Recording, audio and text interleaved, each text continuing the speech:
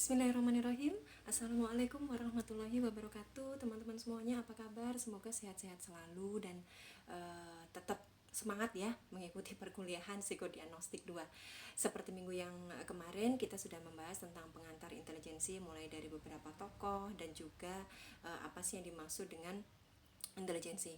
Sekarang kita masuk dalam tema berikutnya di pertemuan yang ketiga, yaitu intelligence quotient. Nah, cara bacanya mungkin sekedar saya memberitahukan ya, kita bacanya tidak question, karena kalau question itu berarti pertanyaan, ini adalah quotient.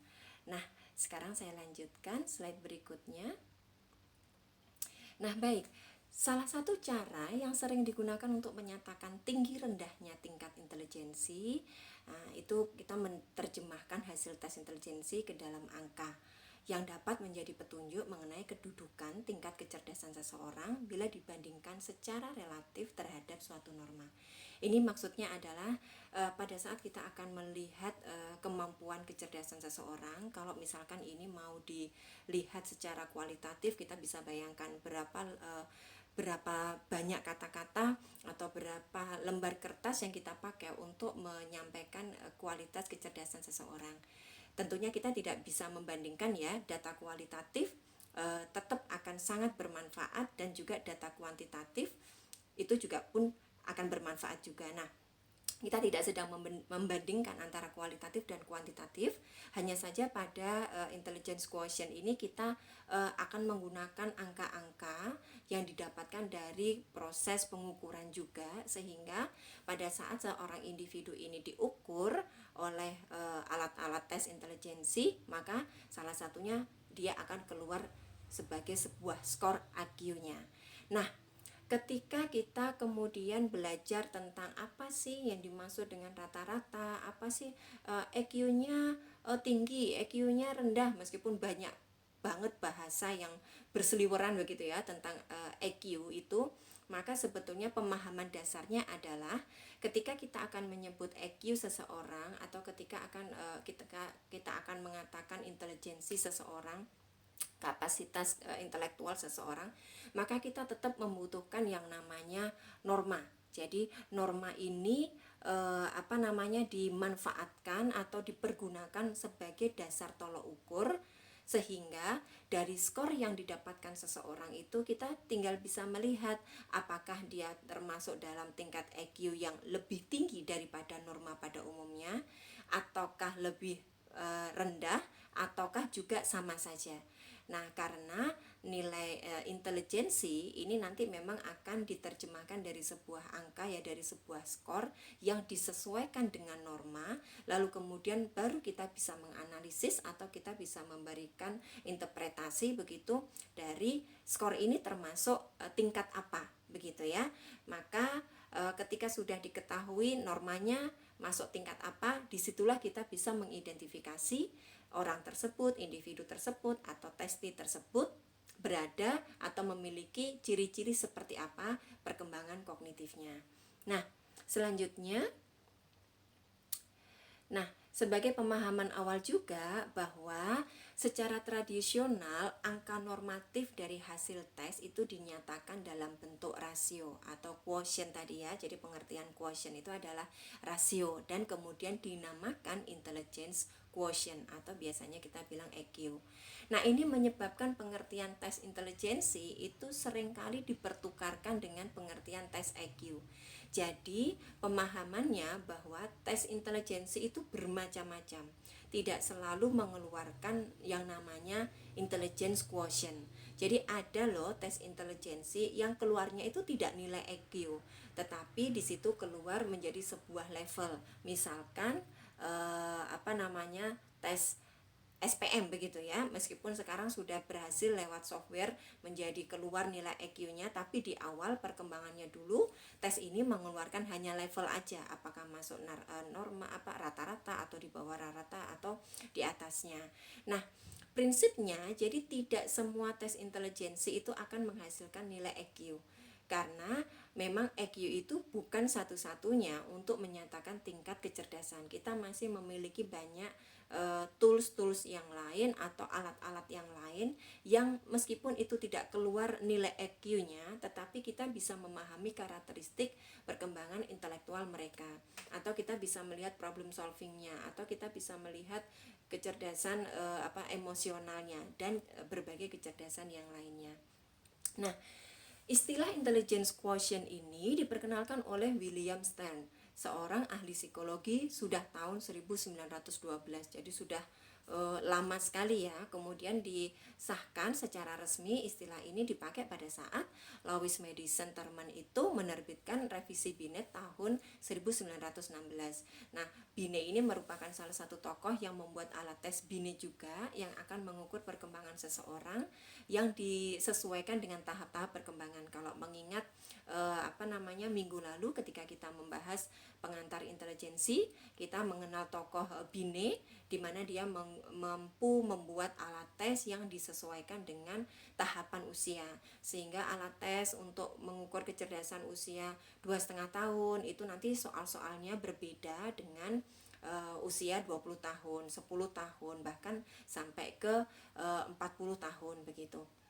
Nah, EQ ini dihitung dari hasil tes Binet ya di zaman dulu, membandingkan skor tes dengan usia anak tersebut. Jadi apakah skor tesnya itu sesuai dengan pada umumnya anak-anak bisa mengerjakan. Kalau misalkan seseorang anak ini dites, kemudian dia hasilnya seperti anak 10 tahun, dia bisa mengerjakan tugas-tugas untuk usia umur 10 tahun, maka dikatakan itu akan setara dan dikatakan EQ-nya akan dikatakan normal atau rata-rata gitu. Nah, rumus yang dipakai di saat itu masih EQ sama dengan MA per CA kali 100. MA ini adalah mental age yang diukur dengan alat tes Binet tadi, karena ini tokohnya Binet ya. Nah, CA adalah chronological age, jadi usia kronologis atau usia yang sebenarnya. Kalau saya ya 40 tahun, kalau Anda mungkin 20 tahun, 10 tahun, atau anak kecil 5 tahun. Pokoknya usia seperti berapa kita dihitung. Menghitungnya bagaimana? Menghitungnya adalah tanggal tes. Jadi pada saat kapan kita tes gitu, kemudian dikurangi dengan usia dengan tanggal lahir kita. Misalkan saya tes di tanggal 22 September 2020, dikurangi tanggal lahir saya 15 Februari tahun 1981. Nah, ketika dihitung berapa tahun, berapa bulan, dan berapa hari, itulah chronological age-nya. Lalu kemudian dikalikan 100. Contoh, misalkan hitunglah EQ individu diketahui MA-nya 9 ya. Jadi mental age-nya setelah dihitung 9, kemudian chronological age-nya adalah 11. Maka ya perhitungannya adalah MA per CA dikali 100. Maka muncullah nanti nilai EQ-nya. Kalau dilihat selewat lalu saja, ada mental age yang setara dengan usia 9 tahun. Tetapi usia aslinya adalah 11 tahun. Logikanya ketika ini 9 per 11, maka rata-ratanya dikalikan 100, maka ini menjadi tidak utuh ya. Artinya kalau 9 per 11 dikali 100 nanti hasilnya akan di bawah rata-rata, karena rata-ratanya berarti adalah 11 per 11 kali 100. Nanti kemudian kita mendapatkan nilai 100 dan itu masuk kategori rata-rata. Ketika kemudian MA-nya 9, otomatis kita secara logika nanti akan melihat bahwa hasil IQ-nya akan masuk di bawah rata-rata. Saya lanjutkan. Nah, perumusan EQ di atas ternyata mengalami mengalami perkembangan bahwa kayaknya nggak bisa dihitung pakai rumus yang sebelum ini ya. Nah, jadi nggak bisa dihitung pakai rumus EQ ini ya. Soalnya kenapa? Karena nanti perhitungannya ada beberapa kemampuan yang kita semakin bertambah umur itu kemampuannya itu nggak semakin nambah, tapi malah semakin berkurang. Contoh misalkan, saya sekarang umur 40 tahun, bisa mengerjakan tugas-tugas untuk usia 40 tahun. Maka kemudian EQ saya menjadi rata begitu ya, atau menjadi normal. Nah, ketika saya usia 70 tahun, ternyata kemampuan saya menurun begitu kan. Nah, ketika kemampuan saya menurun, maka dibilang berarti IQ eh, saya bisa di usia 70 tahun saya bisa melakukan tugas-tugas hanya sampai usia 40 tahun. Jadi 40 tahun per 70 tahun kali 100. Nah, nanti IQ saya makin tahun makin jeblok begitu kan. Nah, sehingga di dalam rumusan ini menjadi ada perbaikan. Ternyata kita harus memanfaatkan norma kelompok. Artinya apa? Maka perbandingan itu juga harus dibandingkan dengan norma kelompok. Maka mulai ada derajat derajat atau deviasi standar, jadi simpangan bakunya. Ini diartikan bahwa ketika usia 10 maka perbandingannya juga harus dengan usia yang 10 tahun. Untuk 20 tahun maka normanya juga harus pakai norma yang 20 tahun. Sehingga tidak bisa dibandingkan IQ-nya anak 10 tahun dengan IQ-nya anak 20 tahun. Itu kalau misalkan pakai norma yang sama, tentunya anak 10 tahun ini akan lebih jelek begitu ya daripada yang 20 tahun.